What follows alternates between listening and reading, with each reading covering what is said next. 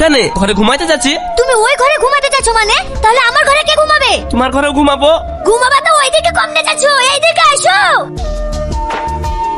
এই ওকে ধরে টান মারছিস? আমি বড় বউ, আমার ঘরে শুবে না? তুমি 2 বছর আগে এই বাড়িতে এসেছো আর ওর সঙ্গে অনেক ঘুমিয়েছো, তাই এখন থেকে ও আমার ঘরে ঘুমাবে। তোমার সঙ্গে ঘুমাবো বললেই হবে? আমি এই বাড়ি ছোট বউ, তোমরা দুই বউয়ে অনেক শুইছো, এখন আমি শোবো। না, আমাকে একটা বুদ্ধি খাটাতে হবে।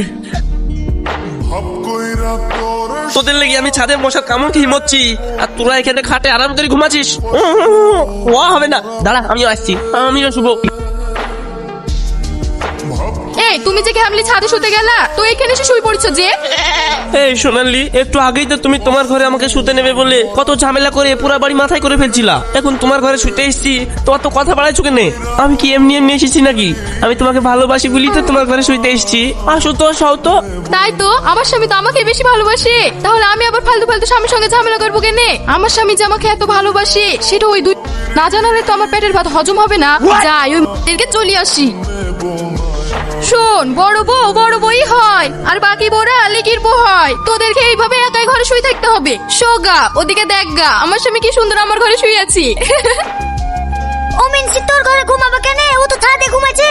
তুই মনে হয় স্বপ্ন দেখি এসে ভুল বকছিস। যা ঘুমাগা। বিশ্বাস যদি না হয় তাহলে আমার ঘরে ঢুকে দেখ।